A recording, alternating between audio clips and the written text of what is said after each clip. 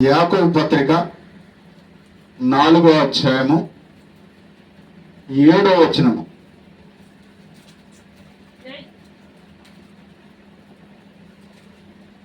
యాకోబు పత్రిక 4వ అధ్యాయము 7వ వచనము. కాబట్టి దేవునికి లోబడి ఉండుడి, అపవాదిని ఎదిరించుడి, అప్పుడు వాడు మీ వద్ద నుండి పారిపోను. కదా, అంటే దేవునికి లోబడి ఉండాలంట. ఎవరికి లోబడి ఉండాలి?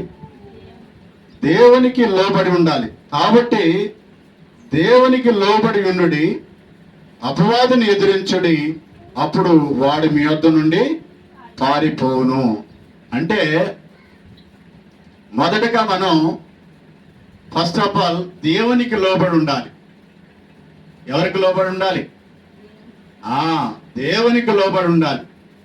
దేవునికి లోబడి ఉన్నప్పుడు మనమంట అపవాదిని ఎదిరిస్తే వాడు మన యొద్ద నుండి పారిపోతాడంట. కదా, అంటే దేవునికి లోబడకపోతే, దేవుని మాట వినకపోతే, దేవుని మాటను చెవిని పెట్టకపోతే, దేవుడు చెప్పిన విధంగా మన జీవన విధానం లేకపోతే శత్రువుని ఎదిరించలేమంట మనం. కదా, ఎందుకంటే శత్రువు మనకంటే బలమైన వాడు. కదా, శత్రువు మనకంటే బలమైన వాడు. కాబట్టి శత్రువుని ఎదిరించాలంటే మనకి బలం సరిపోదు. కదా, మనకి బలం సరిపోదు. కాబట్టి మన బలము ఎవరై ఉండాలి? దేవుడై ఉండాలి. కదా, మన బలము దేవుడై ఉంటే వాడిని ఎదిరిస్తే వాడు మన యొద్ద నుండి పారిపోతాడు. కదా, అంటే మన బలము దేవుడై ఉండాలంటే దేవునికి లోబడి ఉండాలి. కదా, దేవుడు చెప్పిన విధానంగా మన జీవన విధానం కొనసాగించుకుంటూ ఉండాలి. అప్పుడు మనం శత్రువుని అంటే అపవాదిని ఎదిరించినప్పుడు కదా వాడు మన యొద్ద నుండి పారిపోతాడంట. వాడు మన యొద్ద నుండి పారిపోతాడంట. కాబట్టి దేవుని పిల్లలమైన మనము కదా దేవుని యొక్క క్రియల చేత కదా దేవుడు ఏ రీతికైతే జీవించమని చెప్తున్నాడో, ఏ రీతికైతే ఈ లోకంలో జీవన విధానం కొనసాగించుకోమని చెప్తున్నాడు, ఏ రీతికైతే మీరు లోకములో ఒక ప్రత్యేకమైనటువంటి ఒక జనాంగంగా జీవించాలని చెప్తుండో ఆ రీతిగా జీవిస్తే మనం మన క్రియలను బట్టి కదా అపవాదిని జయించవచ్చు అంట మనం. అవునా కదా? ఇప్పుడు దేవుడు చెప్పిన విధానంలో మనం జీవిస్తే, దేవుని కృప మనకు తోడుగా ఉంటే, దేవుడు మనతో ఉంటే, దేవుని బలాన్ని మనం ధరించుకొని ఉంటే శత్రువుని ఎదిరించినప్పుడు వాడు మన యొద్ద నుండి పారిపోతాడు. కదా, దేవునికి లోబడకుండా, దేవుణ్ణి మనం ధరించుకోకుండా, దేవుని బలాన్ని మనం కలిగి ఉండకుండా శత్రువుని ఎదిరించాలంటే ఎదిరించలేమంట. కదా, ఎదిరించలేము. ఎందుకంటే మనం చాలా బలహీనం శత్రువు కంటే. కాబట్టి బలహీనులమైన మనకి బలం ఎవరై ఉండాలి? దేవుడై ఉండాలి. కదా, దేవుడు మన బలమే ఉంటే మనం శత్రువుని ఎదుర్కోవచ్చంట. వాడిని ఎదిరించినప్పుడు వాడు మన యొద్ద నుండి పారిపోతాడంట. కదా, కాబట్టి మనము శత్రువుని ఎదిరించాలంటే మొదటిగా దేవుని మాట వినాలి. ఎవరి మాట వినాలి? దేవుని మాట వినాలి. దేవుని మాట విని దేవుని మాట ప్రకారం చేస్తే, వాడిని ఎదిరిస్తే వాడు మన యొద్ద నుండి పారిపోతాడు. సరే, ఇంకో వచనం చూసుకుందాం. మొదటి దినవృత్తాంతాలు 11వ అధ్యాయము 24వ వచనం చూడము. మొదటి దినవృత్తాంతాలు 11వ అధ్యాయము 24వ వచనం. 11:24.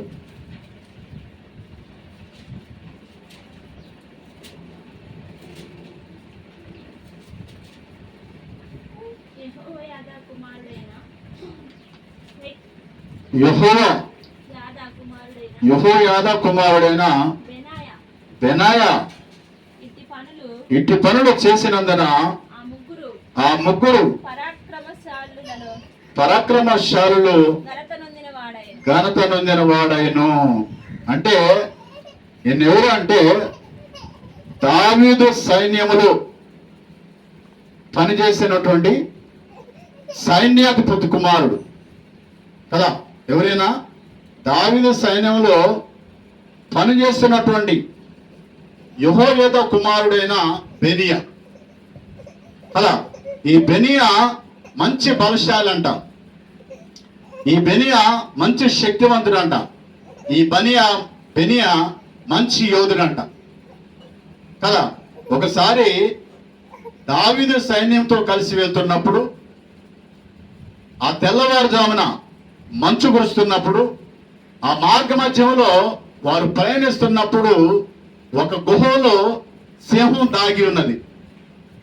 దాగి ఉన్నప్పుడు ఈ బెనియా చూసి ఆ గుహలోనికి ప్రవేశించి కదా తన చేతిలో ఏమీ లేకుండానే ఉత్త చేతులతోనే సింహం మీద పోరాటం చేసి తన ఉత్త చేతులతోనే సింహాన్ని చీల్చినట్టుగా మనం లేఖనాలు చూస్తుంటాం కదా. అంటే అంత బలమైన వాడు ఎవరు? బెనియా కదా. బెనియా అంత బలమైన వాడు కదా. అంత బలమైన వాడు కాబట్టికే దావీదు ఏం చేసిండు? తన సైన్యంలో చేర్చుకొని కదా మంచి యోధుడిగా, మంచి ధీరుడిగా, మంచి ఆ సైన్యాన్ని నడిపించే అధ్యక్షుడిగా అతనికి అవకాశం కల్పించాడు కదా. అంటే దేవుని పిల్లలంగా మనం ఎలాగుండాలి? బెనియాలాగుండాలి. ఎలాగుండాలి? బెనియాలాగుండాలి. బెనియా మంచి యోధుడంట, మంచి శక్తివంతుడంట, మంచి బలవంతుడంట. సింహాన్ని ఉత్త చేతులతోనే, అంటే చేతిలో ఎటువంటి ఆయుధం లేకుండా సింహాన్ని రెండుగా చీల్చేసినంట కదా. పై దావడ కింది దావడ పట్టుకొని ఆ నోటిని పట్టుకొని చీల్చివేసిందంట కదా. అంటే అంత బలాజుడు కాబట్టికే సింహాన్ని చీల్చగలిగిండు కదా. బలం లేకపోతే సింహాన్ని చీల్చగలుగుతాడా? చీల్చలేడు కదా. చీల్చలేకపోగా ఆ సింహం ఎదురు తిరిగి మీనపడ్డదనుకో ఏం చేసిద్ది? ఈ వ్యక్తినే చీల్చేసిద్ది కదా. చీల్చివేయడం కాదు కానీ మెడబట్టి ఏం చేసేది?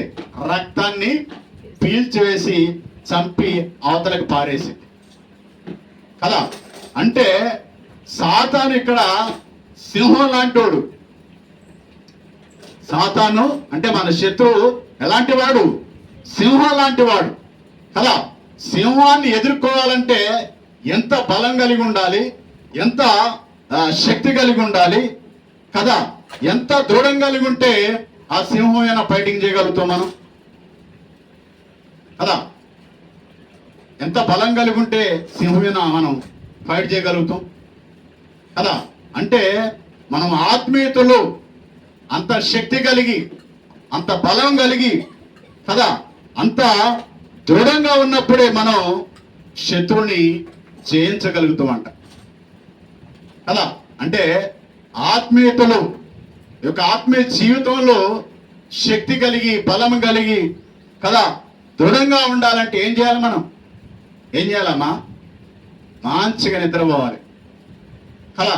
మంచిగా 8 గంటలు లేకపోతే 12 గంటలు నిద్రపోవాలి. మంచిగా 3 సార్లు కడుపు నిండా తినాలి కదా. మంచిగా ఎటువంటి ధ్యాస లేకుండా టయాన్ని ఏం చేయాలి? కాలక్షేమం చేయాలి కదా. కాలాన్ని మనం గడిపేస్తూ ఉండాలి, అంటే టైం పాస్ చేస్తూ ఉండాలి కదా. అలాగే చేసినప్పుడు మనం సింహాన్ని ఏంది? సైతాన్ని చేస్తాం కదా. కాదు, ఎప్పుడైతే యెహోవా ధర్మశాస్త్రాన్ని దేవరాత్రులు ధ్యానిస్తామో అప్పుడు మన ఆత్మలో శక్తి పొందుకుంటాం కదా.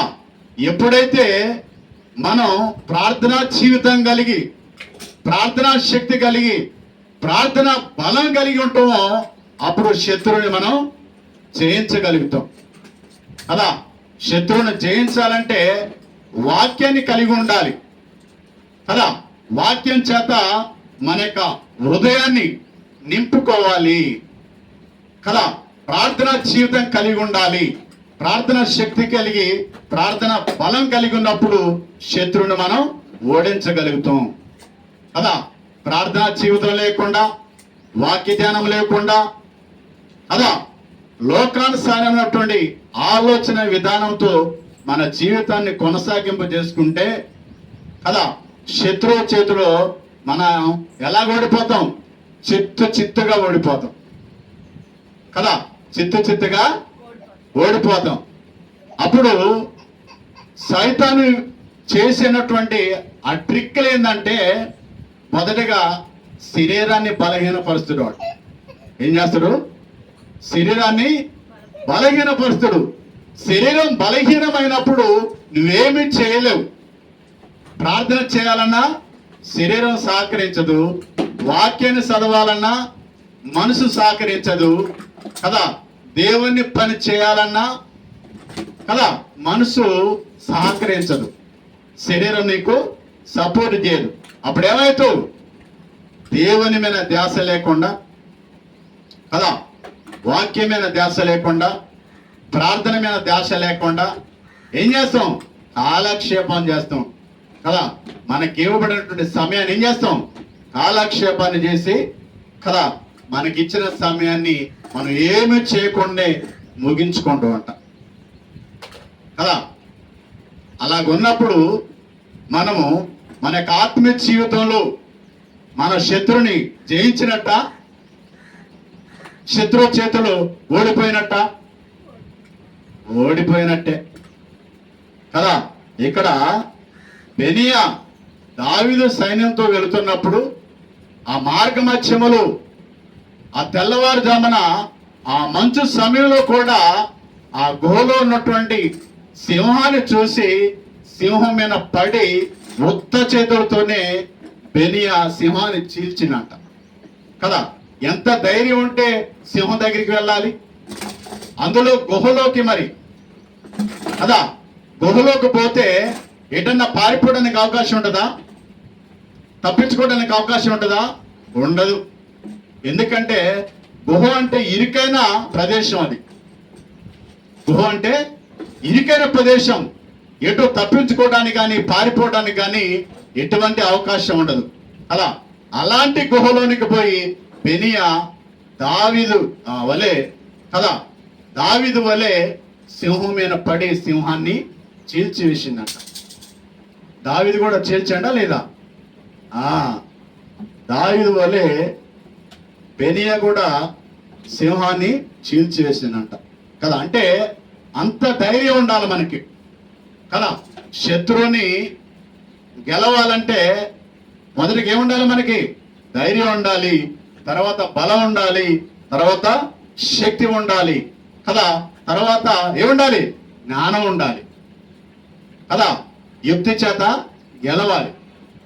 కాబట్టి మనము మన యొక్క ఈ క్రైస్తవ జీవితంలో కదా మన శత్రువుని మనం అధిగమించాలంటే ఏం చేయాలి?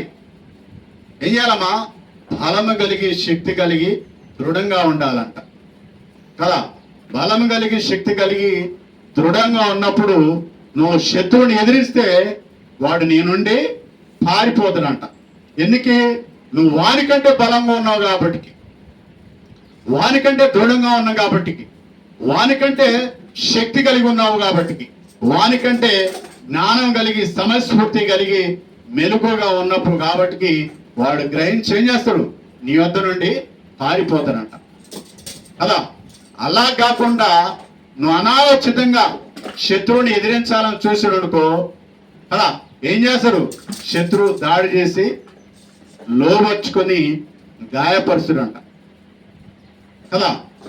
అప్పుడు మన యొక్క మానసిక స్థితి ఎలాగుంటుందంటే భయంకరంగా ఉంటుంది కదా. కాబట్టి మనం ఏం చేయాలి? ఏం చేయాలమ్మా?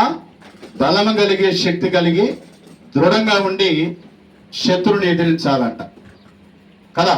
ఎదిరించాలంటే ముందు మనము దేవునికి లోబడి ఉండాలి, తర్వాత బలము కలిగి ఉండాలి, తర్వాత శక్తి కలిగి ఉండాలి, తర్వాత మంచి ఆ యోధుల్లాగా లేకపోతే ఒక యోధురాలుగా ఉండి మనం శత్రుని జయించాలంట, అప్పుడు ఎదిరించాలంట. అప్పుడు వాడు మన ఎదురు నుండి పారిపోయే అవకాశం ఉంటుంది కదా.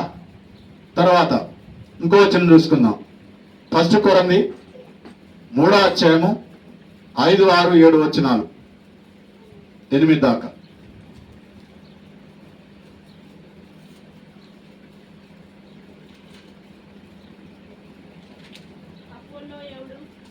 అపోలో ఎవడు?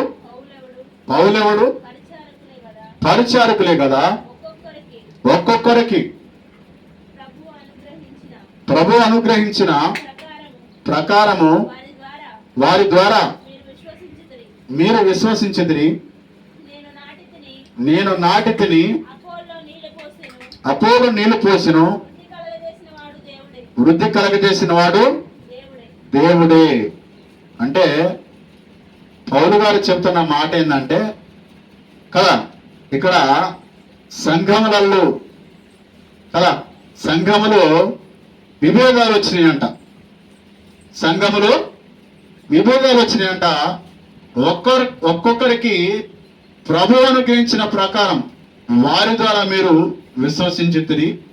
నేను నాటితిని, అపోలో నీళ్లు పోసెను, మీరు విశ్వసించితిరి కదా.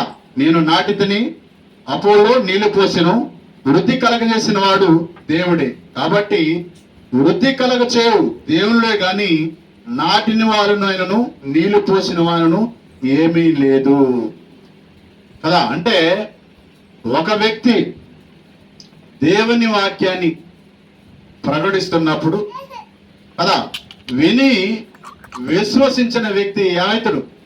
రక్షించబడతాడు కదా. విని విశ్వసించిన వ్యక్తి ఏమైతాడు? రక్షించబడతాడు. కానీ రక్షించిన వాడు ఎవరు? రక్షించిన వాడు ఎవరు? దేవుడే కదా. అంటే చెప్పిన నాలో ఏమీ లేదు, విన్నా నీలో కూడా ఏమీ లేదు కదా. అంటే నేను నాటిన, నీవు నీరు పోసిను, కానీ వృద్ధి కలగజేసిన వాడు దేవుడే అని చెప్తాడు కదా.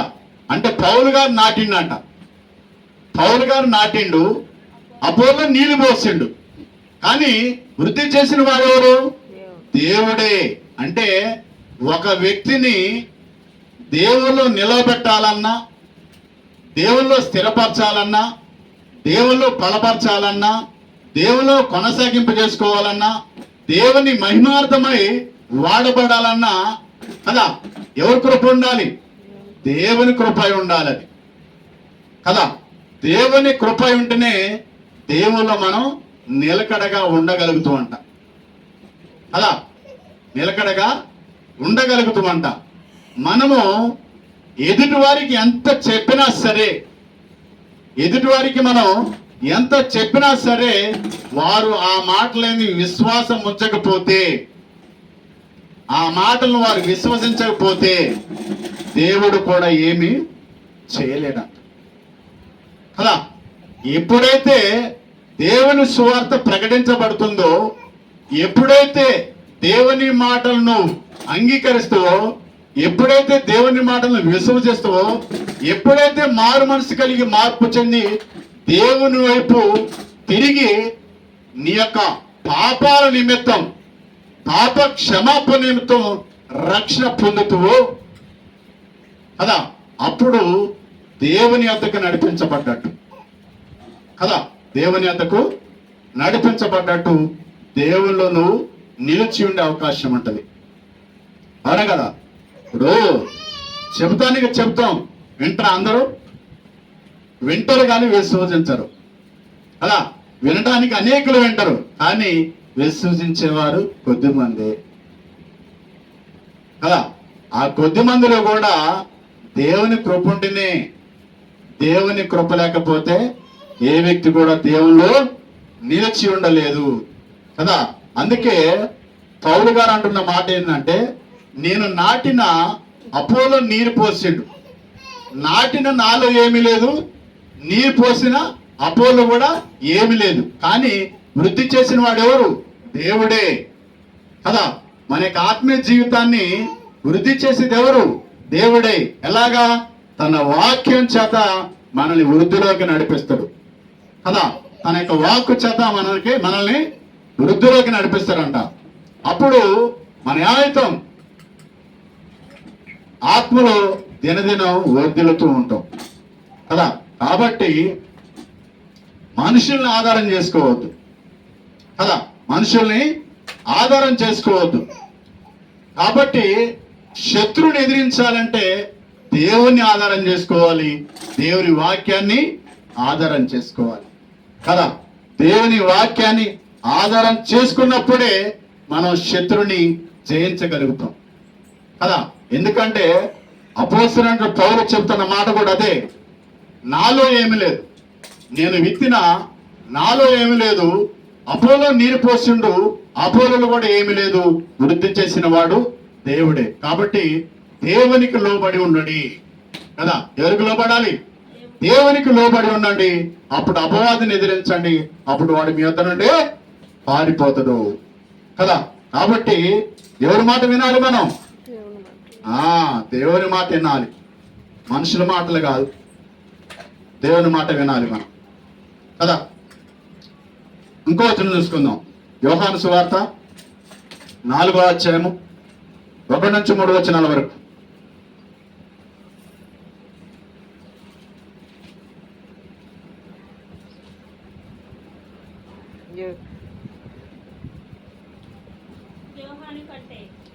యోహాను కంటే యేసు ఎక్కువ మందిని శిష్యులుగా చేసుకొని వారికి బాప్తిస్మం ఇచ్చుచున్న సంగతి పరిశీలన వినురని ప్రభువునకు తెలిసినప్పుడు ఆయన యూదయ దేశమును విడిచి గలిలయ దేశమునకు తిరిగి వెళ్ళెను. అయితే ఇక్కడ యోహాను గారు కదా మారు మనసు నిమిత్తమై ఏం చేస్తుండు? సువార్తను ప్రకటిస్తుండు కదా.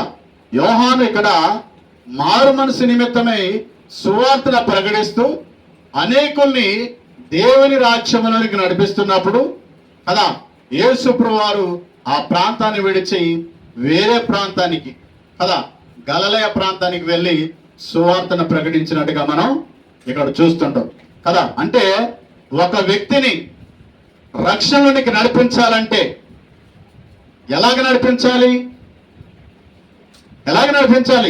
సత్యవాక్యాన్ని చెప్పి నడిపించాలి కదా.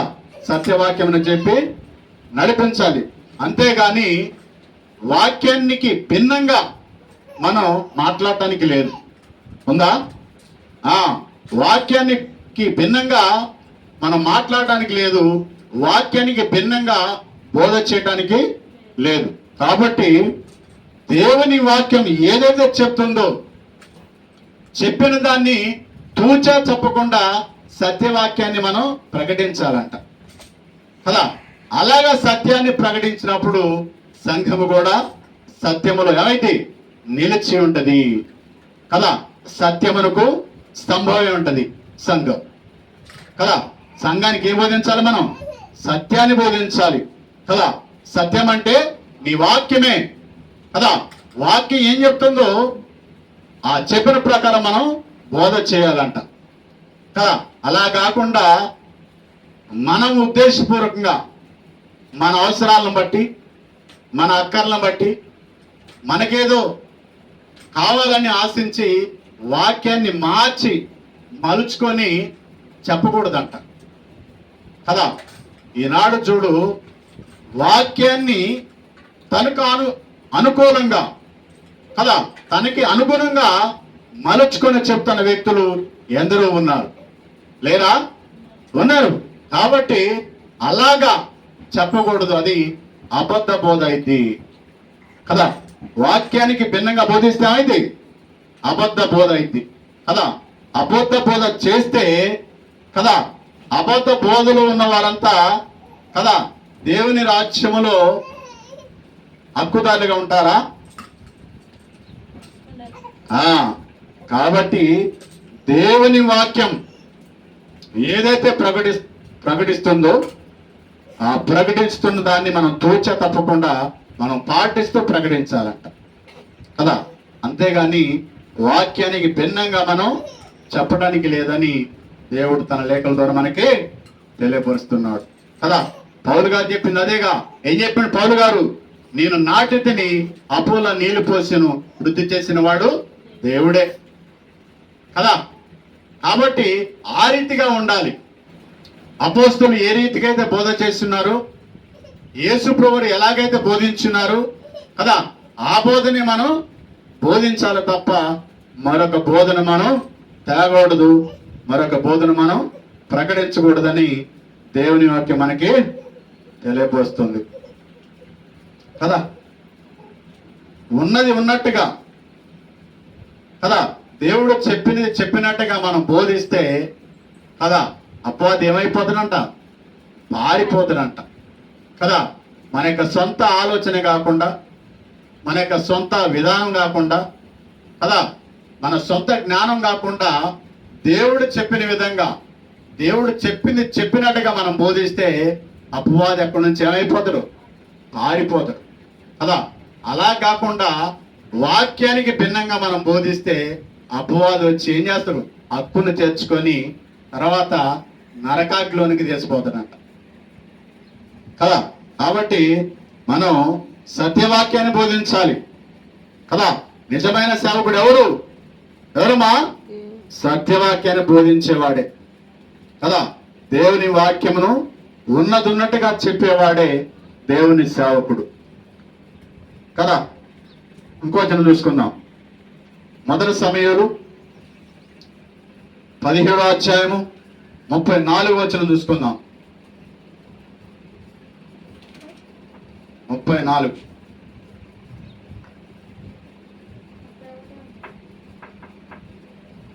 మొదటి సమూయేలు 17వ అధ్యాయం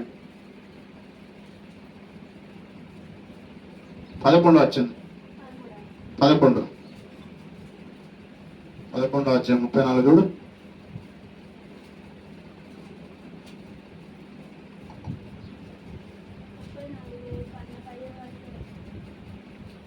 పదిహేడవ అధ్యాయం 34 లేదా?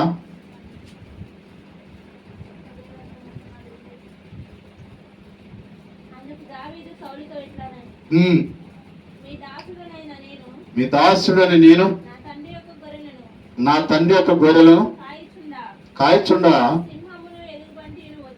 సింహమును ఎలుగుబంటును వచ్చి మందలో నుండి ఒక గొర్రె పిల్లను ఎత్తుకొని పోవచ్చుండగా నేను దానిని తరిమి అంటే దావీదు కదా, దావీదు గొర్రెలు కాస్తున్నప్పుడు ఆ గొర్రెల మంద మీదకి ఏమొచ్చినాయంట? సింహం వచ్చిందంట. ఇంకేమొచ్చినాయి? తొడేళ్ళు వచ్చినాయంట. ఇంకేమొచ్చినాయి? ఎలుగు పంట వచ్చినాయి అంట. అలా సింహం వచ్చినా సరే భయపడలేదు, ఎలుగు పంట వచ్చినా కానీ భయపడలేదు, తొడేలు వచ్చినా కానీ భయపడలేదంట. ఎవరు? దావీదు. ఎందుకు భయపడలేదు?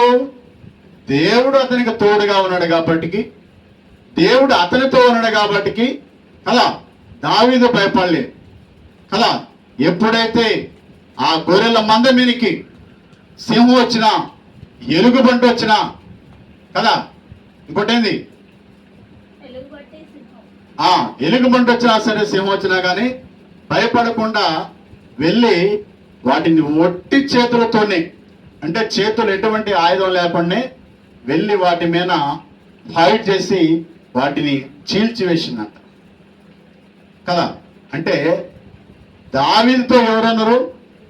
దేవుడు ఉన్నాడు కదా. దావీదుతో ఎవరన్నారు? దేవుడు ఉన్నాడు.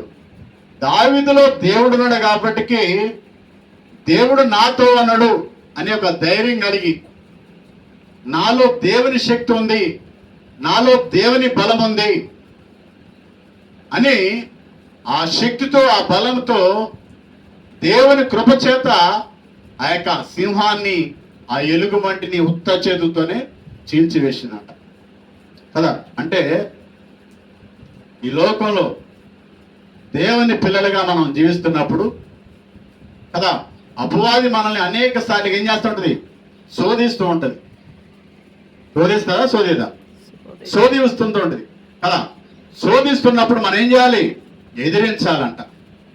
ఏం చేయాలి? ఎదిరించాలి. ఎలాగ ఎదిరించాలి? నిద్రపోయి ఎదిరించాలి.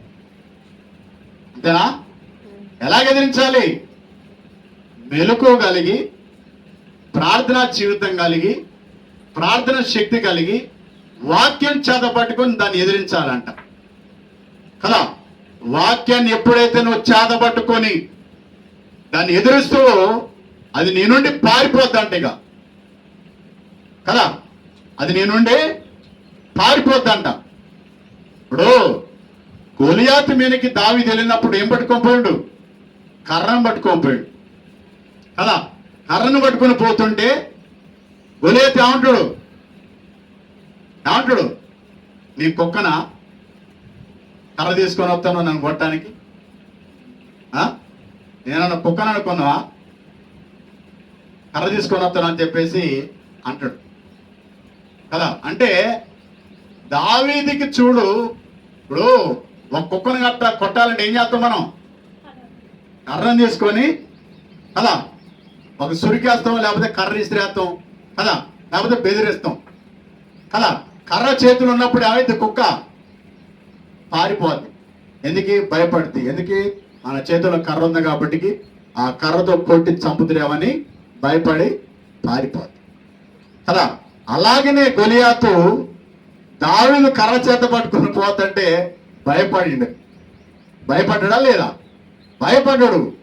భయపడి నేను కుక్కన కర్ర తీసుకొని వస్తానని చెప్పేసి అంటాడు కదా. అయినా సరే దావీదుకి ఎలా కాపాడుతుందంట? ఎలా కాపాడుతుండు? గొలియాతు కుక్కలాగానే కనపడుతాడు కదా. కుక్కలాగానే కనపడుతుంది కదా. గొలియాతుని ఒక్క దెబ్బతోనే, ఒక్క రాయితోనే, ఒడిశాల రాయితోనే గురి చూసి నుదన కొడితే ఏం చేస్తారు? బోర్ల పడి చనిపోతాడు కదా. చనిపోయిన వెంటనే దావీదు ఏం చేస్తాడు? వాడి తలను నరికి కదా, కట్ చేసి ఆ శిలను పట్టుకొని తీసుకొని పోతాడు. అంటే అంత బలం కలిగి ఉండాలి, అంత శక్తి కలిగి ఉండాలి కదా. సైతాన్ని ఎదిరించాలంటే, శత్రువుని ఎదిరించాలంటే మామూలు విషయం కాదు కదా. మామూలు విషయమా? కాదు. మనిషి కాదు వాడు, మనిషా కాదు. వాడు దేవుని దూత, అది దేవదూత. దేవుడు అంతటా ఉండగలుగుతాడు, వాడు కూడా అంతటా ఉండగలుగుతాడు కదా. కాబట్టి అంత శక్తిమంతుణ్ణి, అంత బలవంతుణ్ణి మనం ఎదిరించాలంటే వాక్యం చేతనే కదా. వాక్యాన్ని చేత పట్టుకుని గద్దించినప్పుడు ఏమవుతాడు? పారిపోతాడు వాడు కదా.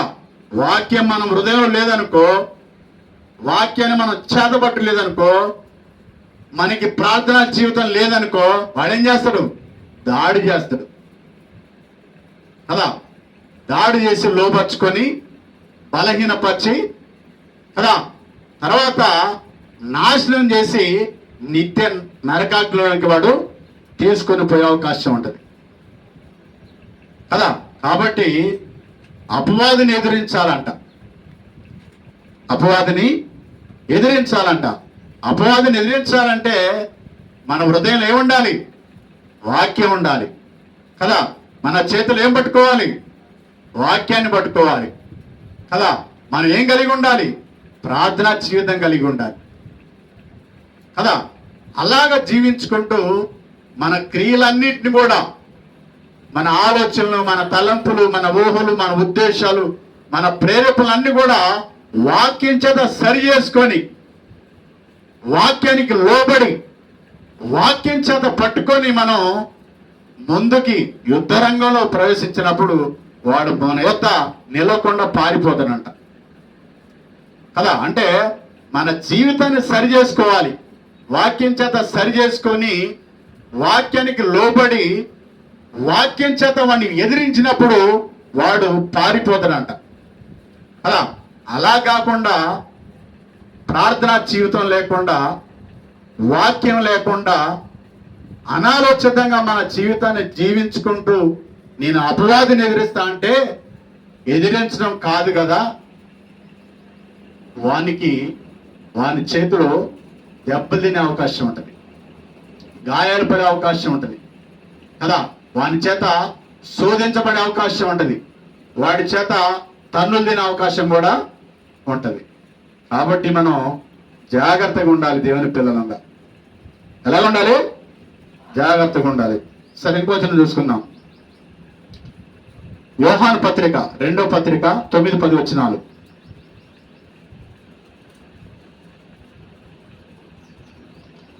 యోహాను పత్రిక 2వ పత్రిక 1వ అధ్యాయం ఉంటుంది, దాంట్లో 9-10 వచనాలు.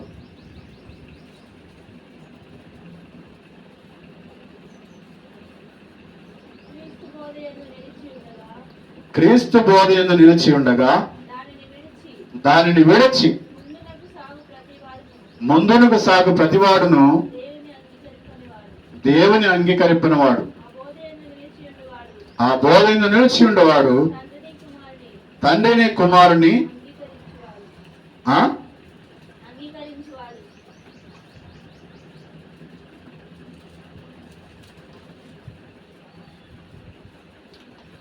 ఎవడైనను ఈ బోధన తేక మీ వద్దకు వచ్చిన ఎడల వానిని మీ ఇంట చేర్చుకొనవద్దు, శుభమని వానితో చెప్పనవద్దు, శుభమని వారితో చెప్పువాడు వాని దృశ్యక్రియలలో పాలివాడగును.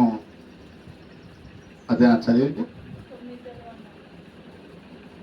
అయితే దేవుని వాక్యాన్ని ఎవరైతే ఉన్నట్టుగా బోధిస్తుంటారో, వాక్యాన్ని అనుసరిస్తుంటారో, ఆ వాక్య ప్రకారం జీవిస్తుంటారో వారితోనే మన సవాసం ఉండాలంట కదా. అలాంటి వారితోనే మన సవాసం ఉండాలి. కానీ వాక్యానికి భిన్నంగా, అంటే దేవుడు చెప్పిన దానికి వ్యతిరేకంగా ఉన్నటువంటి ఆ బోధలు ఏవైతే ఉన్నాయో, ఆ వ్యక్తులు ఎవరైతే ఉన్నారో వారితో మనం ఏం చేయకూడదు? సాంగత్యం చేయకూడదు. ప్లస్ వారు చెప్తున్న బోధన కూడా మనం వినకూడదంట. అంతేగా క్రీస్తు బోధ యందు నిలిచి ఉండక దానిని విడిచి ముందునకు సాగు ప్రతివాడును దేవుని అంగీకరింపన వాడు, ఆ బోధ యందు నిలిచి ఉండేవాడు తండ్రిని కుమారుని అంగీకరించువాడు. అంటే క్రీస్తు బోధ యందు నిలిచి ఉండాలి కదా. అంటే వాక్యం ఏం చెప్తుందో ఆ వాక్య ప్రకారమే మనం నిలిచి ఉండాలంట కదా. వాక్యాన్ని దాటి మనం ముందుకు పోవడానికి లేదని దేవుడు తన లేఖల ద్వారా మనకి తెలియపరుస్తున్నాడు కదా.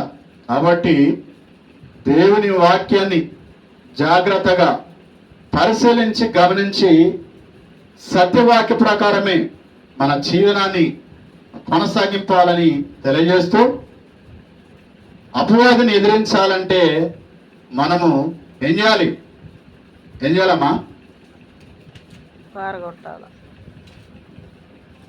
ఏం చేయాలి? అపవాదిని ఎదిరించాలంటే దేవునికి లోబడి ఉండాలి కదా. దేవునికి లోబడి ఉండాలి. దేవుని దగ్గరికి మనం పోతే మన దగ్గరికి ఎవరు వస్తారంట? దేవుడు వస్తాడంట కదా. యోహాను పత్రిక 4:5 చదువు, కింద వచ్చిన 4:7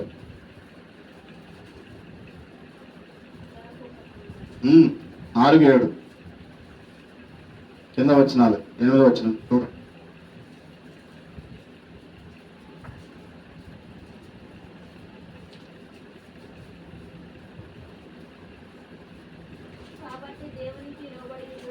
కాబట్టి దేవునికి లోబడి ఉండుడి, అపవాదిని ఎదిరించుడి, అప్పుడు వాడు మీ యొద్ద నుండి పారిపోను. దేవుని యొద్దకు రండి, అప్పుడు ఆయన మీ యొద్దకి వచ్చును. కదా. అంటే మనం ఎప్పుడైతే దేవుని సన్నిధిలో గడుపుతామో కదా, దేవునితో మన సమయాన్ని గడుపుతామో అప్పుడు ఎవరు ఉంటారంట మనతోని? దేవుడు ఉంటాడంట కదా. అంటే దేవుని దగ్గరికి మనం పోతే, దేవుడు మనతో ఉంటే, దేవుడు మనలో ఉంటే మనం అపవాదిని ఎదిరించినప్పుడు వాడు పారిపోతాడంట కదా. దేవుని యొద్దకు పోకుండా కదా అపవాదిని ఎదిరిస్తే పోతడా? పోడు. కాబట్టి దేవుని యొద్దకు పోవటం అంటే మోకాళ్ళ మీదకు పోవటం కదా, ప్రార్థన చేసుకోవటం, వాక్యం చదువుకోవటం, దేవుని వాక్యాన్ని ధ్యానిస్తూ దేవుని యొక్క ఆలోచన విధానం ప్రకారం మనం ముందుకు సాగిపోతుంటే అప్పుడు దేవుడు మనతో ఉంటాడంట, మనలో ఉంటాడంట. అప్పుడు మనం అపవాదిని ఎదిరించినప్పుడు వాడు మన ఎద్దు నుండి పారిపోతాడంట కదా. కాబట్టి ఈ ఎన్న వాక్యాన్ని విడిచిపెట్టక మన హృదయాల్లో, మీ హృదయాల్లో పదిలం చేసుకొని ఈ మాటల ప్రకారం జీవించి అపవాదిని ఎదిరించి ఈ లోకాన్ని జయించి ఆ దేవాది దేవుడు ఇవ్వబోతున్నటువంటి ఆ నిత్య రాజ్యాన్ని స్వతంత్రించుకోవాలని తెలియజేస్తూ ఈ వాక్యాన్ని ఎంతటితో ముగిస్తున్నాను. మీ అందరికీ వందనాలు. రొట్టె తీసుకుందాం.